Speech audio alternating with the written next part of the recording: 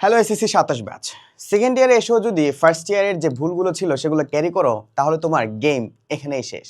So যেই সকল ভুলগুলো এখন আর করা যাবে না, তুমি অলরেডি সেকেন্ড ইয়ারে উঠে গিয়েছো, তো সেকেন্ড ইয়ারে উঠে তোমার ফার্স্ট ইয়ারে যে ঘোরাঘুরির মন মানসিকতা, পড়াশোনা রেখে দেওয়ার মন মানসিকতা বা না পড়ার মন মানসিকতা, সেগুলো একটু বাদ দিয়ে দাও। তো ফার্স্ট ইয়ারে আমরা মোটামুটি সকলে এই সকল ভুলগুলো করেছি এবং এখানে আসলে নো ডাউট এই ভুলগুলো হয়তো আমিও করেছি।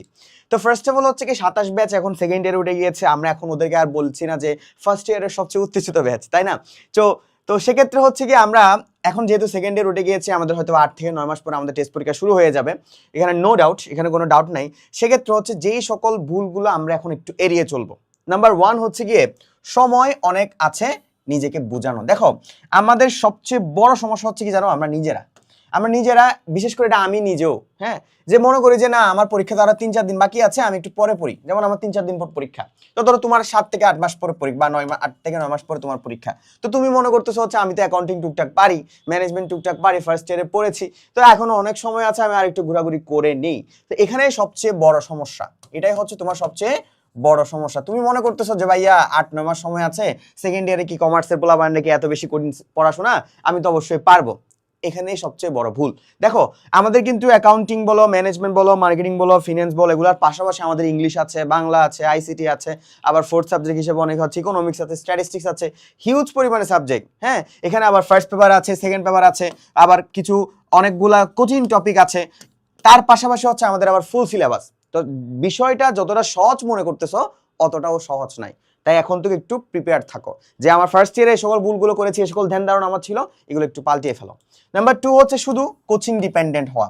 আমাদের কিছু পোলাপান আছে যে ভাইয়া আমি তো একটা ভালো টিচারের কাছে পড়তেছি, আমি তো ওই অমুক স্যারের কাছে পড়তেছি, ওই তমুক স্যারের কাছে পড়তেছি, ওই তমুক স্যার সেরা, ওই তমুক স্যার থেকে পোলাপান জিপিএ 5 নিয়ে বেরোয়। ইট ডাজন্ট ম্যাটার অমুক স্যার কি পড়ায়, অমুক স্যার কি কেমন, এটা আমার দেখার দরকার নাই। তুমি কতটুকু পড়াশোনা করতেছো, দিস ইজ ম্যাটার। হ্যাঁ, শুধু যদি কোচিং এর উপর ডিপেন্ডেন্ট হয়ে ওখান থেকে নোট নিচ্ছ, আসতেছো যাইতেছো, মাস শেষে 3,000 5,000 10,000 টাকা নিচ্ছ, বাসায় এসে ঢাকা ইউনিভার্সিটির এক বড় ভাই তোমাকে পড়াচ্ছে, কিছুই হবে না। টু বি অনেস্ট, কিছুই হবে না। সো কোচিং ডিপেন্ডেন্ট একটু বাদ দিয়ে দাও, নিজে একটু বাসায় সেলফ স্টাডি একটু বাড়াও। নাম্বার 3 হচ্ছে বোর্ড কোশ্চেনকে ইগনোর করা। আমাদের মধ্যে কিছু ভালো লেভেলের স্টুডেন্ট আছে বা আতের লেভেলের স্টুডেন্ট আছে যারা ওই বন্ধুকে খুঁজে মেরে বলে যে মামা দেখ তো নটরডেমের কোশ্চেনটা দেখ, তুই পারবি। এই মামা দেখ বিগারনেসের কোশ্চেনটা, আইডিয়াল কলেজের কোশ্চেনটা পারবি। লাভ নাই, এখানে কোনো লাভ নাই। তুমি যদি তোমার মেইন ইমপ্লিমেন্টেশন পার্ট কি, বোর্ড কোশ্চেন, বোর্ডের এমসিকিউ, বোর্ডের সিকিউ, হ্যাঁ, Dhaka board, Chittagong board, Rajshahi board, প্রত্যেকটা বোর্ডকে তুমি প্রায়োরিটি দাও। তোমার পরীক্ষাও হইতে পারে অভিন্ন প্রশ্ন, ভর্তি পরীক্ষা তোমার পরীক্ষা হবে।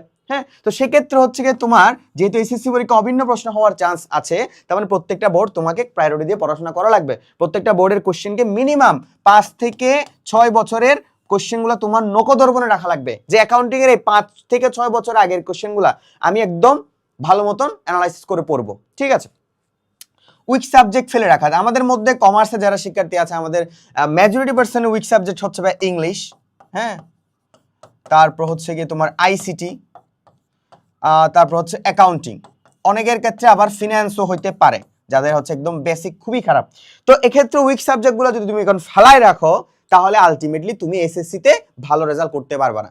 তোমাকে এখানে প্রত্যেকটা সাবজেক্ট তোমাকে টানবে, তোমাকে যেমন বাংলা টানবে, তোমাকে যেমন অ্যাকাউন্টিং টানবে, তোমাকে যেমন আইসিটি টানবে। প্রত্যেকটা সাবজেক্টের গুরুত্ব আছে, প্রত্যেকটা পেপারের গুরুত্ব আছে।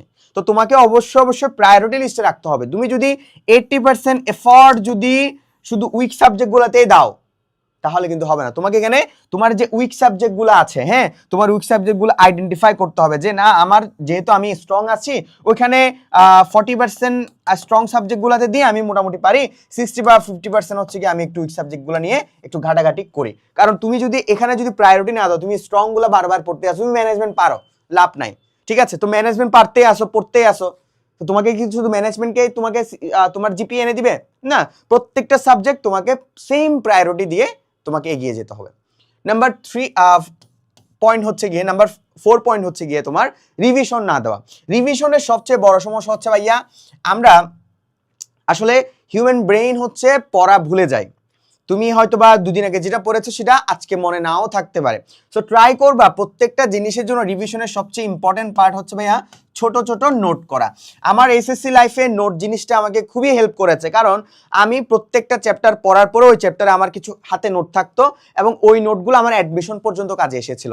সো নোট করবা, হ্যাঁ, বিভিন্ন কালারিং পেন দিয়ে নোট করার দরকার নাই, কালো আর হচ্ছে ব্লু কালার পেন দিয়ে নোট করলে ইনাফ। হ্যাঁ, আর হচ্ছে কি তোমার রিভিশনের মধ্যে আসলে তোমার হচ্ছে ডেইলি রিভিশন রাখবা, একটা উইকলি রিভিশন রাখবা এবং একটা মান্থলি অথবা নিজে টেস্ট দিয়ে ওই রিভিশনটা জাজ করবা, ঠিক আছে?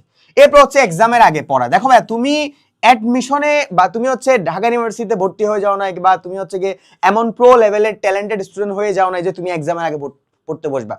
নো, একজন এসএসসি লাইফের স্টুডেন্টদের ডেইলি কাজ হচ্ছে ভাই কনসিস্টেন্সি ওয়াইজ পড়ালেখা করা, তার নিজের মধ্যে কনফিডেন্ট থাকা, নিজের মধ্যে কনসিস্টেন্সি মেনটেন করা এবং কমিটমেন্ট থাকা যে আমার এসএসসিতে একটা ভালো রেজাল্ট লাগবে, আমিও এই যে বাহা ভাইয়ের মতন ঢাকা বিশ্ববিদ্যালয়ে ভর্তি পরীক্ষায় অংশগ্রহণ করব এবং ঢাকা বিশ্ববিদ্যালয়ে পড়াশোনা করব।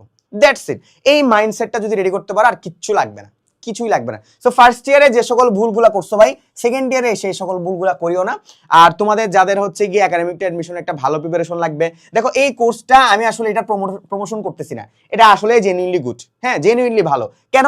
তোমার বোর্ড কোশ্চেন সম্পর্কে ধারণা নাই, প্রত্যেকটা চ্যাপ্টারের বোর্ডের অ্যানালাইসিস দেওয়া আছে, বোর্ড কোশ্চেন দেওয়া আছে, বোর্ডের কি আছে তোমার সলিউশন দেওয়া আছে। হ্যাঁ, তারপর হচ্ছে তোমার এই যে সময় অনেক আছে, এটা ভেবে তুমি তো এখানে ক্লাসে শেষ করতে পারবে না, এতগুলা ক্লাস। হ্যাঁ, 300+ ক্লাস আছে, তো সময় তো তোমার শুধু বললেই হবে না, তোমার তো ক্লাসগুলো শেষ করা লাগবে। এরপর এখানে রিভিশন দেওয়ার সুযোগ আছে, তোমার এখানে টেস্ট পেপার সলভিং আছে, তুমি নিজেকে রিভিশন দিতে পারবা। এরপর এখানে যথেষ্ট পরিমাণে এক্সাম দেওয়ার সুযোগ আছে। তোমার যে সকল ভুলগুলো আছে এখানে সবকিছু কি হয়ে যাচ্ছে, কভার হয়ে যাচ্ছে। এর পাশাপাশি উইক সাবজেক্ট, তুমি অ্যাকাউন্টিং এ দুর্বল, বেশি সংখ্যক ক্লাস দিয়েছি, ইংলিশে দুর্বল, বেশি সংখ্যক ক্লাস দিয়েছি, আইসিটি তে দুর্বল, 2টা টিচারের ক্লাস দিয়েছি, আর কি লাগে? সো কোর্সে ভর্তি হওয়ার জন্য এখনই ভিজিট করো হালকেস্টন ওয়েবসাইট। আসসালামু আলাইকুম।